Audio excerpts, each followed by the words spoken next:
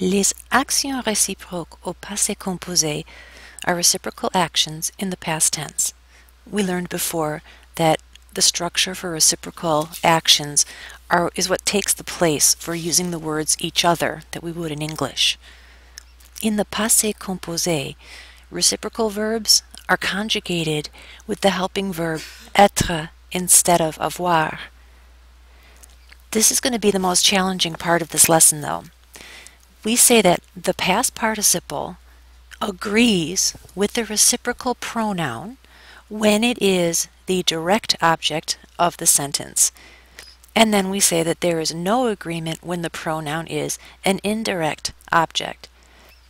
If that last part there, remembering whether a verb is going to take the direct or the indirect object, wait until after the answers for the practice are given, and I'm going to give you a couple of clues that will help you with this. So let's look at a few examples of this. First of all, when we have a direct object, we are going to have agreement. So let's look at this sentence in the past tense. Jean a vu son ami, and son ami a vu Jean. We're now going to say a sentence that says that Jean and his friend saw each other. Jean et son ami se sont vus. Think of the object being direct because that verb to see, they are directly seeing each other. It's not like they're writing a letter to each other or speaking words to each other or giving a gift to each other. There's nothing that they are exchanging. It's just an action. They're looking at each other. So to that effect, if we want to see an example of an indirect, we have no agreement for a sentence combination of Jean a parlé à son ami. Son ami a parlé à Jean. We think of talking to someone as a very direct thing, but when we speak to somebody, think of it as we speak words to them. So that will be indirect. And here we have Jean et son ami se sont parlé.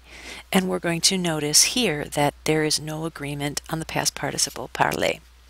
So now what you're going to do is you're going to try rewriting all of these sentences in the passé composé. Once you've taken them down and tried putting them in the passé composé, you pause to do this, and then when you hit play again, you'll see the answers.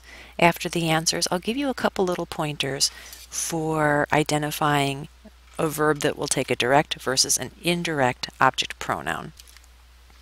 Okay, here are the answers. These are those sentences which are now in the passé composé.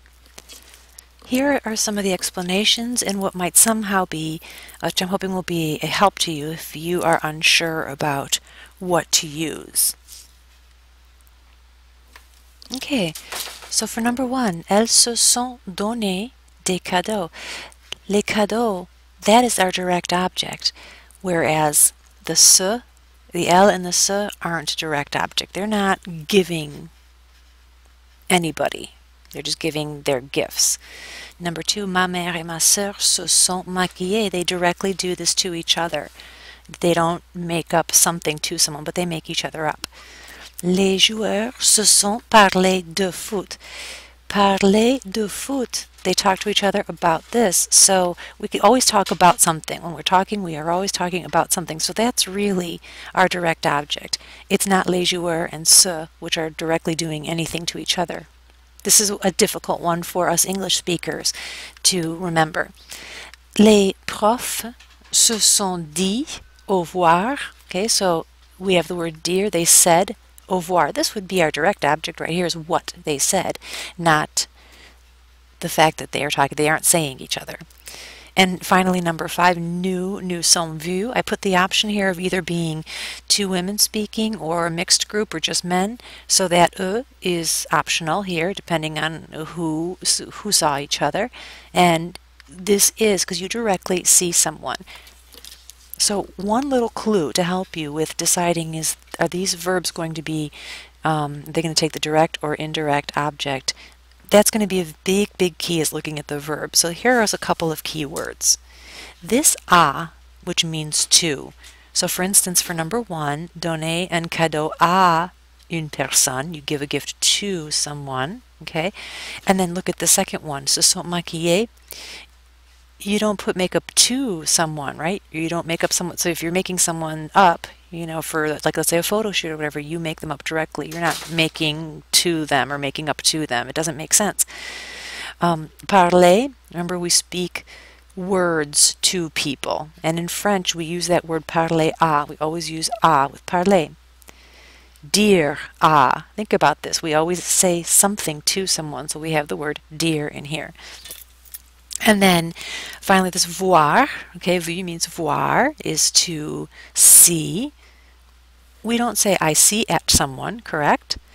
Now the French verb regarder, which means to look at, the word regarder by itself does not take à. Therefore, since it does not take à in French, it follows the same rule. It is going to have agreement. So it's not the indirect one, it's going to be direct, and you want to make it agree.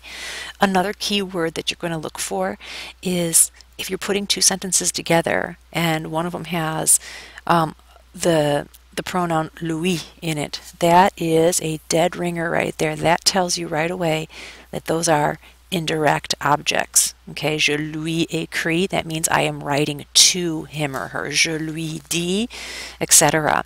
That is a dead ringer. Okay, the same thing with the plural of that, leur, would work as well.